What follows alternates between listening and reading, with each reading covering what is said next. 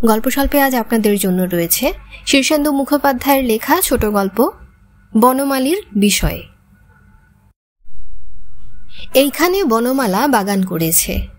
বাগানের মাঝখানটিতে তার লাল ইটের বাড়ি। বলতে কি, যৌবনকালটা তো সুখে কাটায়নি বনমালী, বড় কষ্ট গেছে। সে সময় সে ঘর ছেড়ে কাপড়ের গাঁট নিয়ে রাস্তায় বেরিয়েছিল। মহাজন ধারে কাপড় দিত, নইলে সে ব্যবসাও শুরু করতে পারত না। সে ক্রমে ফিরি করতে করতেই তার শ্যামবাজারের 5 মাথার মোড়ের কাছে দোকানটা হয়ে গেল। সারাটা জীবন সে দেখেছে মানুষের লজ্জা ঢাকার জন্য বস্ত্রের বড় প্রয়োজন, বস্ত্র ছাড়া উপায় নেই। বনমালী সেই মানুষের লজ্জা ঢাকার বস্ত্রের ব্যবসায় এখন সুখে আছে। এই যে বাগান, এই যে লাল ইটের বাড়ি, এও হচ্ছে মানুষের বস্ত্র। এসব দিয়ে মানুষ লজ্জা ঢাকে। বনমালী তার সারাটা যৌবনকালের দীনতার লজ্জা ঢেকেছে। বাগানে হরেক ফুল, কত নার্সারি ঘুরে ঘুরে বীজান এসে, কত জায়গা থেকে নিয়ে আসে গাছের চারা লাগায়। সামনে ফুলের বাগান, পিছনে ফলের। সামনে যেমন ফোটে গোলাপ, বেল, শেফালি, পপি কিংবা চন্দ্রমল্লিকা, কাঠচাপা, তেমনি পেছন দিকে রয়েছে মর্তমান কলার ঝাড়, কেরালার নারকেল গাছ, আম, লিচু, পেয়ারা, সুপুরি, কাঁঠালের গাছ। শীতকালে পালং বুনে দেয়, বাঁধা আর ফুলকপি, আলু, মূলো, বেগুন, লঙ্কা সব গাছ লাগায়। আর অবসর সময়ে ছুটির দিনে সারাদিন বাগানে ঘুরে ঘুরে গাছ দেখে সে। ভারী একটা বিস্ময় তার বুকে থমকে থাকে। এই যে গাছ হয়, ফুল ফোটে, ফল ফলে, এটাই একটা অবাক কাণ্ড। কি করে এক মাটি, এক সার থেকে এত রকমের রং আর রস তৈরি হয় তা সে বুঝেই পায় না। মাটির ভেতরে বোধহয় তাহলে সবই লুকিয়ে থাকে। এই ফুল ফোটা, ফল হওয়ার সব গুপ্ত রহস্য। ফিরি করার সময়ে সে যেত কত বাড়িতে, বিচিত্র সব বাড়ি, বিচিত্র সব মানুষ থাকে তাতে। বনমালী বেরোতো দুপুরের দিকে, যখন বাড়ির কর্তারা থাকেন বাইরে। গিন্নিরা ফিরিওয়ালার কাছ থেকে জিনিস রাখে। এটা কর্তাদের পছন্দ নয় কখনো। মেয়েরা ঠকেই, 10 টাকার জিনিস কমিয়ে 7 টাকায় রাখে, তবু দেখা যায় 2 টাকা ঠকে গেছে। কর্তারা তাই ফিরিওয়ালা বাড়িতে এলে ভারী বিরক্ত হন, গিন্নিদের ধমক টমক করেন। বনমালী তাই দুপুরে বেরোতো, ধার বাকিতে জিনিস দিত। ভারী মিষ্টি ছিল তার ব্যবহার। ডবলের বেশি দাম হেঁকে রাখত, যাতে কমিয়ে কমিয়েও গিন্নিরা তল না পায়। বনমালীর জিদ হতো বারবার। এখন তার শ্যামবাজারের দোকানে ফিক্সড প্রাইস লেখা কয়েকটা প্লাস্টিকের ছোট বোর্ড ঝোলে।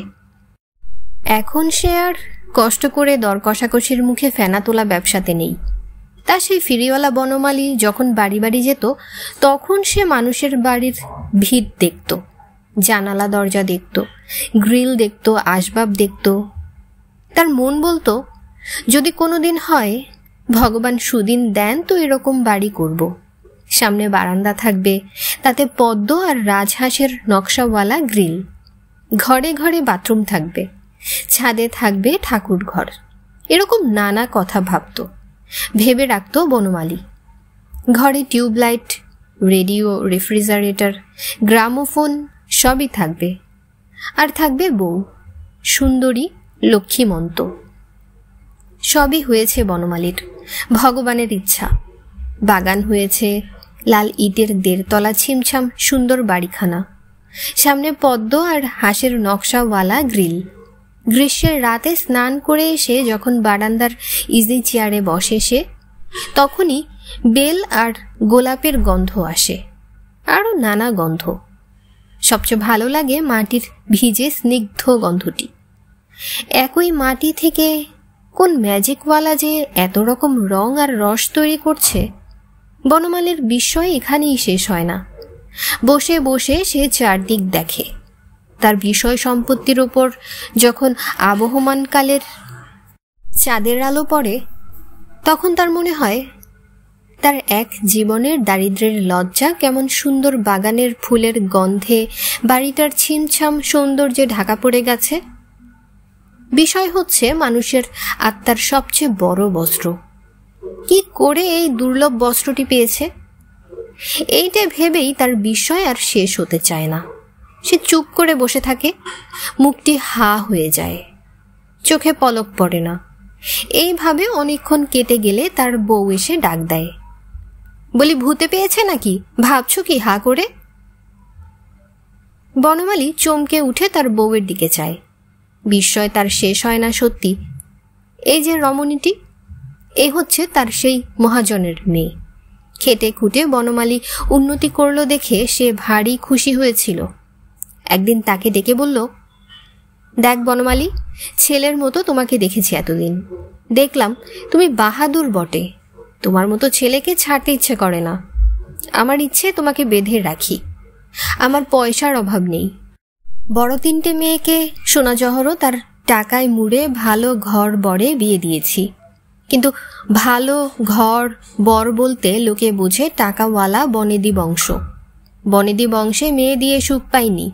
জামাইরা সব পৈতৃক টাকায় খায় দায়, বাঁশি বাজায়, ঘুড়ি আর পায়রা নিয়ে আছে। পরিশ্রমী লড়িয়ে মানুষ নয়। ভাবছি শেষ মেয়েটাকে আর ওসব অপদার্থের গলায় ঝোলাবো না। তোমার এখন উঠতি সময়, এখনো দাঁড়াওনি, তবু তোমাকেই দেব, যদি রাজি থাকো। বনমালী রাজি হয়ে গেল। মেয়েটিকে সে দেখেছিল, সুন্দরী বলা যায়। রংটা চাপার দিকে, মুখখানা গোলগাল, কিন্তু সব মিলিয়ে চটকদার। ঘন ভ্রু, টানা চোখ, গালের টোল। সেই মেয়েটি এখন তার বউ। বনমালীর এও এক বিস্ময়। মহাজনের মেয়ে, ওর বাপের না হোক 10-12 লাখ টাকার কারবার। যৌবনকালে ওর বড় বাজারের দোকানের সামনের হাতায় ঠান্ডায় বসে থাকতো বনমালী। সারা দিনটা কলকাতায় দৌড়ঝাঁপ। পৃথিবীটা তখন ভারী পিছল জায়গা বলে মনে হতো। কোথাও দাঁড়ানো যাচ্ছে না। দাঁড়ানোর চেষ্টা করতে গেলেই পা হড়কায়। প্রাণপণে তখন পৃথিবীতে লেগে থাকার চেষ্টা এক নাগাড়ে চালিয়ে যাচ্ছে বনমালী। বাপ রিফিউজি কলোনিতে 2খানা ঘর তুলতেই মাজা ভেঙে বসে পড়েছে। তার 8টি ছেলে পুলে, বনমালী বড়।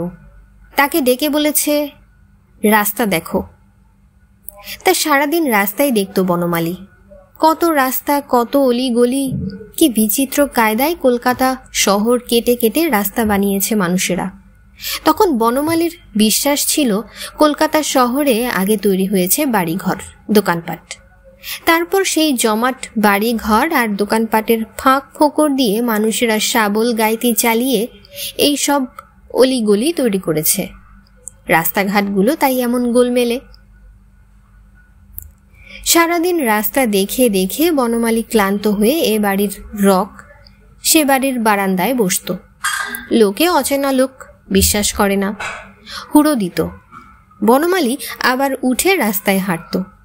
ক্রমে সে দেখেছিল রোদ উঠলে গ্রীষ্মকালে সবচেয়ে ছায়ার জায়গা হচ্ছে বড় বাজার। সেখানে কাঠড়ার ঘিঞ্জিতে কোনো কালে দিনমণির আলো পড়েনি। দুপুরের দিকটায় তাই বনমালীর বাধা আস্তানা ছিল বড় বাজার। সেখানে ব্যাপারী খদ্দেরের ভিড়ে দিব্যি গা ঢাকা দিয়ে থাকা যেত।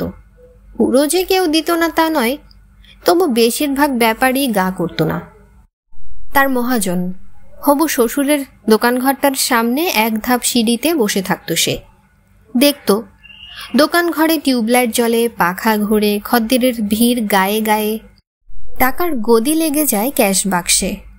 মহাজন একদিন এক বড় খদ্দেরকে খাতির করতে গিয়ে বনমালীকে ডেকে বলে, যাও তো খোকা, লাটুর দোকানে 3 কাপ চা বলে এসো তো। বলো দুঃখীরাম বাবুর চা, তাহলে বেশি দুধ চিনি দিয়ে দেবে। সেই হলো বনমালীর পয়লা দড়ি, যা দিয়ে নিজেকে সে পিচ্ছিল পৃথিবীর সঙ্গে আজও আটকে রেখেছে। চা বলে এলো বনমালী। পরদিন সিগারেট এনে দিল। ক্রমে ক্রমে মহাজন তাকে দিয়ে আরও ফরমাস করাতে লাগলো। যত করায় তত করে বনমালী, টু শব্দটিও করে না। ফলের আশা না রেখে, কি করো খোকা, কোথায় থাকো? এরকম 2-1টা প্রশ্ন তাকে মহাজন কখনো কখনো করেছে। মহাজনের দোকানে 2-1 বার কাপড়ের গাঁট বাঁধল সে। 2-1 জায়গায় মাল পৌঁছে দিয়ে এলো। ওইভাবেই একদিন মহাজনের মনের মধ্যে সে সেধিয়ে গেল। আর মনের মধ্যে একবার সেধুতে পারলে আর ভয় নেই।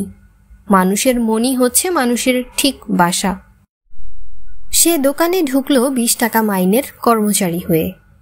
কয়েকদিন পর মহাজনকে ঘাড় চুলকে বলল, কয়েকখানা বাছাই কাপড় ধারে দিন।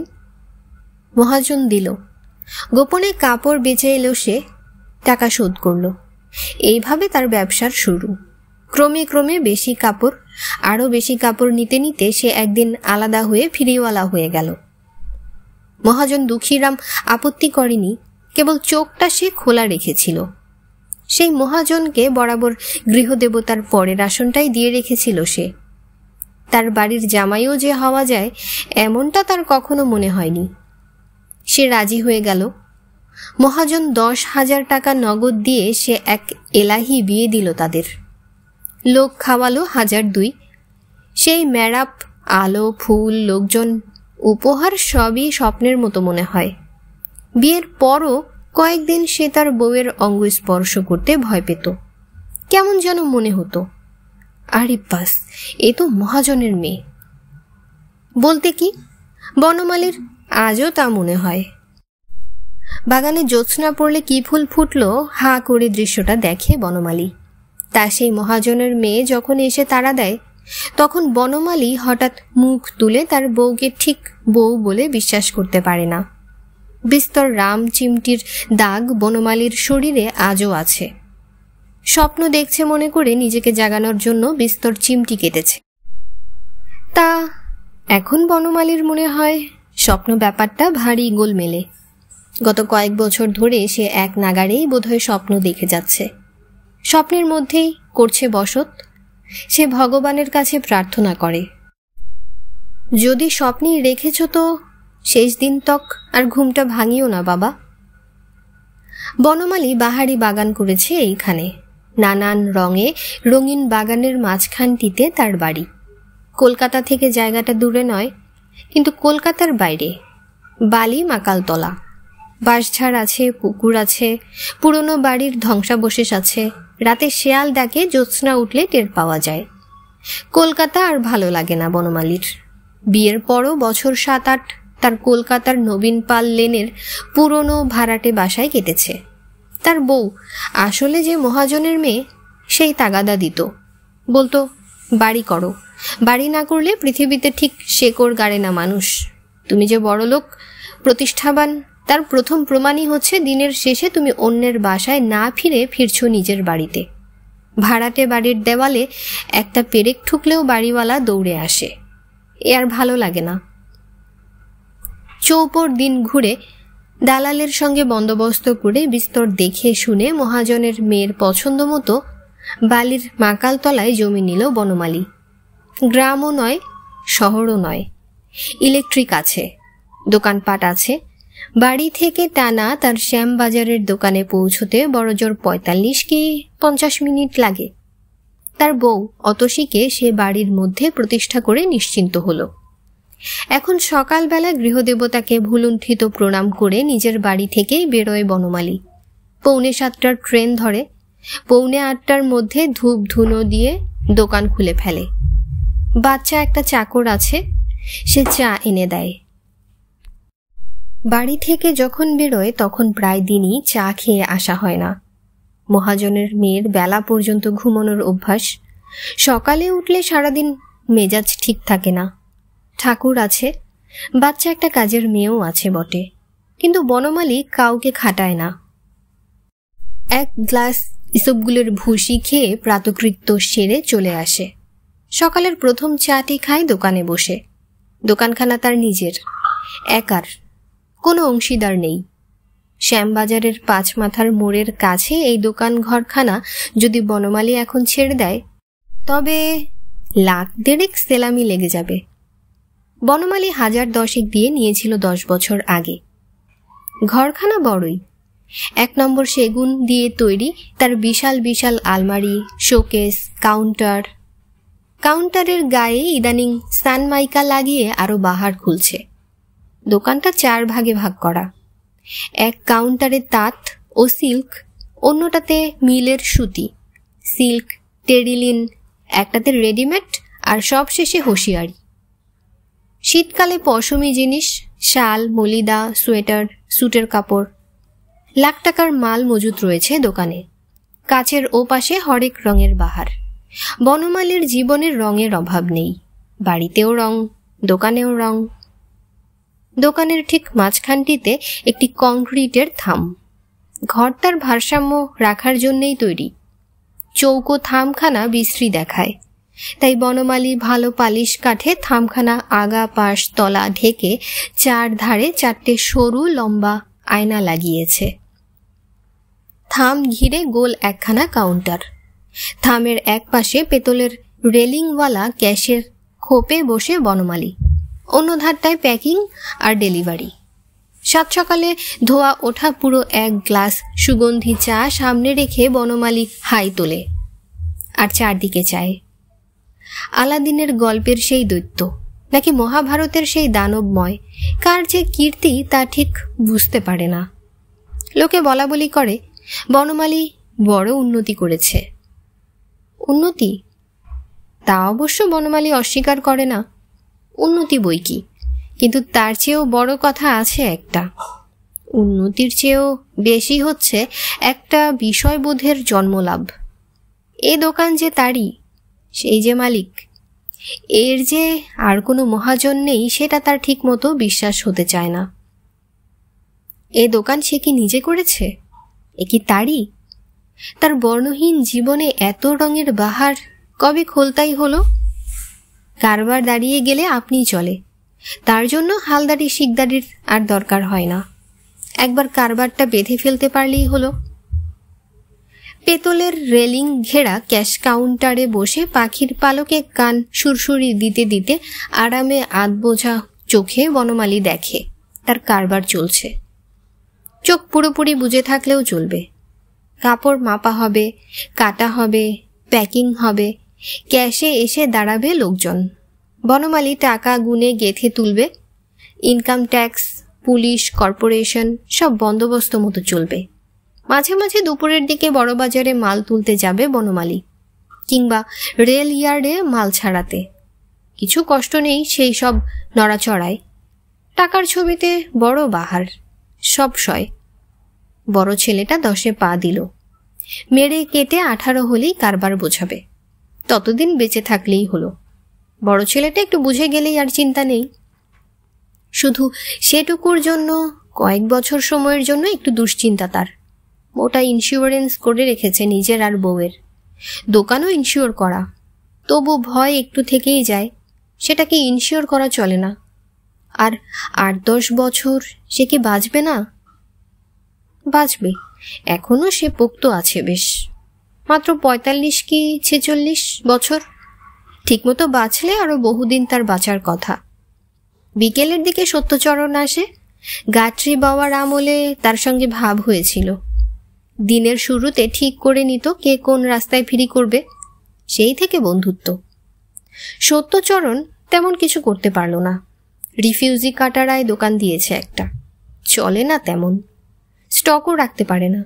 শরীরটাই সত্যচরণের জুতের নয়, রোগা ভোগা, তার উপর নেশা ভাঙ। একটু মেয়ে মানুষেরও দোষ ছিল। গায়ে পাড়া উঠে যাচ্ছে তাই ভুগেছিল একবার।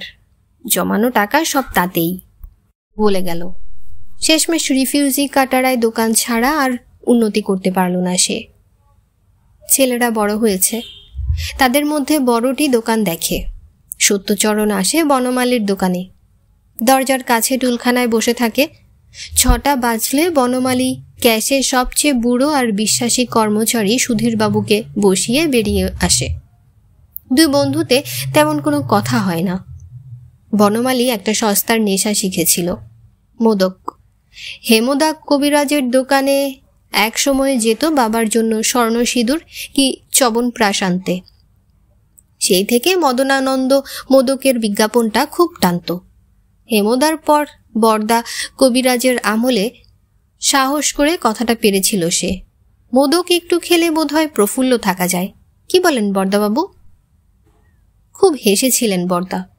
বললেন, লজ্জার কি, প্রফুল্ল থাকলেই হয়। সেই থেকে সে বাধা খদ্দের। নেশাকে নেশা, গন্ধ বেরোয় না, মাতলামি নেই, কেবল একটা বুধ হয়ে যাওয়া আনন্দের ভাব আছে। সেবার যখন সত্যচরণ লিভারের 12টা বাজি কদিন প্রাণান্তকর নেবায় ভুগে উঠল, তখন তার বউ তাকে দিয়ে মা কালীর পায়ে স্পর্শ করিয়ে প্রতিজ্ঞা করিয়ে নেয় যে মদ খাবে না। মদ ছেড়ে ভারী মুশকিলে পড়ে গেল সে। বনমালী তখন তাকে মোদক ধরায়। বরদা কবিরাজের দোকানে এখন দৈনিক যাতায়াত। কবিরাজও বন্ধু হয়ে গেছে। পয়সার বেশ সাশ্রয়। কেবল সত্যচরণ খুঁতখুত করে বলে, মায়েরই বরদাবাবু, শুনেছি মৃত সঞ্জীবনীতে নাকি 80% অ্যালকোহল আছে। আরও কম। বরদা কবিরাজ চেয়ারে কেতরে বসে হাঁটু দুটো তুলে নাড়তে নাড়তে বলে, তোমরা কি আর সেই অ্যালকোহল দাও নাকি? বলে সত্যচরণ হাই তোলে। তবে কি দিই? কাঁচা ধেনো একটা বোতল দিও তো, চেখে দেখব। বনমালী কনুমের গুঁতো দিয়ে বলে, যা নিয়ে আছো তাই নিয়েই থাকো, একটারই বসাও। সত্যচরণ রোগে ভুগে খেকি হয়ে গেছে, সহজেই খ্যাক করে ওঠে। বলে, সেই জন্যই তো তোমার টাকা ছাড়া আর কিছু হলো না। তুমি ওই একটি জিনিসেরই বশ, আর কি হবে শুনি? বনমালী দাপটে বলে। সত্যচরণ তখন কথা খুঁজে পায় না, বিড়বিড় করে। নেশা জমে এলে বনমালী মিটিমিটি হাসে। টাকা হলে সংসারী মানুষের আর কি হওয়ার থাকে? হ্যাঁ, আমি ভেবে তো পাই না। কি বলেন বরদাবাবু? বরদার বাপ কেলে ব্যবসা এখন ঝুল।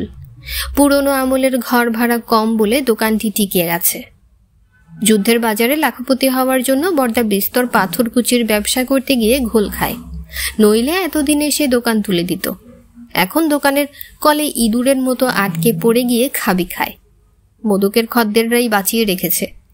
সালসা টালসা সুধা কিংবা পাচন চলে না। বরদা কবিরাজ তাই ফলাও মোদক বানায়। খদ্দের প্রায় বাধা। বনমালীর কথা শুনে একটু ছটাকে হাসি হেসে বলে, তাই তো, টাকাই হচ্ছে সংসারের সুতো, যেমন ইচ্ছে মালা গাঁথা যায়। সত্যচরণ সেটা মানতে চায় না। বলে, বনমালী, তোমার সত্য উপলব্ধিই তো হলো না। এই যে পৃথিবীতে জন্মেছ, এর কটা জায়গা দেখলে তুমি? কটা মানুষের সঙ্গে ভাব ভালোবাসা হলো? জীবনের 100 মজা আছে, তার কটা মজার স্বাদ পেয়েছ? মদ খেলে না, মেয়ে মানুষের কাছে গেলে না, কাশী হরিদ্বার বৃন্দাবন কি লন্ডন নিউ ইয়র্ক গেলে না? ধুস, ওটা কি জীবন? তুমি হচ্ছ গিয়ে সাদা দেয়াল, ছবি ছক্কর নেই, রং নেই। দূর দূর, সাঁঝের বেলা মোদক চেটে ভাম হয়ে বসে থাকো, এর বেশি তোমার আর কিছু হলো না। ততক্ষণে নেশা জমে আসে। চোখে লাল নীল নানান রকম রং দেখে বনমালী। দেখে কলকাতার রাস্তাঘাটে কেমন সব বাহারি রং, কেমন আলো, কেমন মিঠে বাতাস বইছে। এ সময় তার মনের উপর একরকম মাখনের প্রলেপ পড়ে যায়। কোনো কথাতেই রাগ হয় না, বরং ভালোবাসতে ইচ্ছে করে। সত্যচরণের কথা শুনে তাই সে মৃদু হাসে, দুলে দুলে হাসে। তারপর বলে, বিশ্বরূপ দেখতে ত্রিভুবন ঘুরতে হয় না, আমি আমার দোকানে বসেই দেখি। আমার বলে সত্যচরণ। তারপর মৃদু হেসে বলে, আর এক বিশ্বরূপ তোমার পরিবারের রূপে। তোমার মতো মাদি পুরুষ দেখিনি হে। অত ন্যাওটা হয়ে না তো বনমালী, একটু নিজের সংসারের বাইরের দুনিয়াটাকেও দেখো। বনমালী ঝিমুনোর মধ্যেই বলে, যারা বাউন্ডুলে তাদের ঘরে জায়গা হয় না, পরিবার বের করে দেয় বাড়ি থেকে। তখন তাদের অগত্যা বিশ্বরূপ দেখতে হন্যে হয়ে ঘুরে বেড়াতে হয়। সত্যচরণ, সাফল্যের মধ্যে যে বিশ্বরূপ আছে তা তোমার দেখার কপাল নেই। তর্ক হয়, ঝগড়াঝাটি হয়, তারপরে একটা টানা রিকশায় উঠে দুজনে ফিরে আসে। বনমালী ফিরে আসে ক্যাশ মেলায়, সত্যচরণ হেঁটে বাড়ি ফিরে। যতটুকু বনমালীর রিকশায় আসা যায় ততটুকুই লাভ, তার পরের রাস্তাটুকু তার নিজের। বনমালী জানে সত্যচরণ তাকে গাল পাড়তে পাড়তে বিড়বিড় করে বকতে বকতে বাড়ি ফিরে। তা হোক, বনমালীর রাগ হয় না। সত্যচরণের সঙ্গে তার অবস্থার তফাৎটুকুই প্রমাণ করে যে বনমালীর উপলব্ধি সত্য, সত্যচরণেরটা হচ্ছে গিয়ে প্রলাপ। তার রাগ করার দরকার হয় না। 9টা 7-এর ট্রেনটা রোজ পায় না বনমালী। তার পরের ট্রেন 9টা 55-এ, লম্বা সময়। হাওড়া স্টেশনের মুখে 12 মাস কয়েকটা ছোকরা কাটামুন্ডুর মতো ঝুঁটি ধরে কানফুল নাকফুলের মতো ছোট ফুলকপির আটি বিক্রি করে। হাতে সময় থাকলে অসময়ের কপি সওদা করে বনমালী। স্টেশনের বাইরের দোকান থেকে মহাজনের মেয়ের জন্য ফল কেনে। বর্তমান কলাটা আবার মহাজনের মেয়ের বড় পছন্দ। ছেলেপুলের জন্য খেজুর কি আমসত্ত্ব, লিচু বা আম, সময়ের ফল পাকুড় কেনে। সওদা করেও সময় থাকে, তখন প্ল্যাটফর্মে দাঁড়িয়ে অন্য মনে নানা কথা ভাবে। বেশিরভাগই বাকি বকেয়া, মন্দা বাজার, সোনার দর, আয়কর, জমি ইত্যাদির কথা। কখনো সখনো সত্যচরণের বিশ্বরূপের কথাও ভেবে ফেলে। সত্যটা পাগল, একটা জীবন ফুক্কুরি করে কাটিয়ে দিল। ট্রেনে 15 মিনিট বালি স্টেশন, তারপর মিনিট 6 হাঁটা পথ। বাগানের ফটকে পা দিতেই অন্য জগতে চলে আসে বনমালী। ছবির মতো বাড়িখানা তার, চারদিকের ফুল বাগিচায় ডুবে আছে। নানা ঘরে নানা আলো, দরজায় পাতলা রঙিন লেসের পর্দা ওড়ে। লাল, সবুজ, নীল, হলুদ সব টিউবলাইট জ্বলে ঘরে ঘরে। ধূপ গন্ধ পাওয়া যায়, রেডিওর শব্দ আসে, ভালো রান্নার গন্ধ। বাগানের ফটক থেকেই বনমালীর দ্বন্দ্বের শুরু হয়। এই বাড়ি কি তার?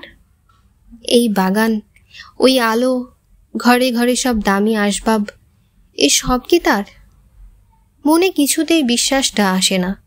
ঘেমো শরীর, সারাদিনের পরিশ্রম, চিন্তা সব মিলিয়ে বনমালীর ভিতরটা শুকিয়ে থাকে।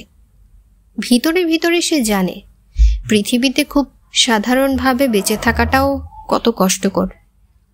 কি পরিশ্রমটাই গেছে এক জীবনে, তাই বোধহয় এত আলো। মহার্ঘ জিনিসপত্র, বাগান, এসব দেখে তার ভিতরটা কেমন চমকে ওঠে। এখনো রিফিউজি কলোনিতে তাদের পরিবার আলাদা পড়ে আছে, মা ভাই বোন, সম্পর্ক না থাকার মধ্যেই। বনমালী মাস মাস 100-200 করে দেয়, ভাইরা খেটে খায়, একটা বোনের বিয়ে বাকি। সে বাড়িতে গিয়ে পা দিলে দুর্ভাগ্যজনক অতীতটা যেন হুড়মুড় করে মাথায় ভেঙে পড়ে, সব মনে পড়ে যায়। সেই দুর্ভাগ্যের দিন তো খুব বেশি দূরে ফেলে আসেনি সে, তাই মনে পড়ে। এইসব বাড়ি ঘর, আলো, বাগান অবিশ্বাস্য লাগে। মহাজনের মেয়েকে খুশি করা সহজ কথা নয়। টাকার খেলা সে মেয়ে দেখেছে বিস্তর, তাই বনমালীর অবস্থা ফিরলেও সে এখনো পুরোপুরি খুশি নয়। বাড়িঘর সেই সাজায়, ঘরে ঘরে নানান রঙের আলো জ্বালে, ছেলে মেয়েদের নিত্য নতুন পোশাক পরায়, নিজেও সাজে খুব। তাকে খুশি রাখার জন্যই পরিবারের সঙ্গে আর একত্র হল না বনমালী। বাড়ির লোকেরা তার কুৎসা গায় সেই জন্য। বলে, মেয়েরা কামাক্ষার যোগিনীদের বশ করা পুরুষ মানুষ, আরো কত কি। এতে করে মহাজনের মেয়ের মন পাওয়া গেছে কিনা সে বিষয়ে সন্দেহ আছে। বাড়িতে ফিরে বরাবর তার নিজেকে অতিথি অতিথি মনে হয়। ভয়ে ভয়ে অস্বস্তিতে আলগা আলগা থাকে সে।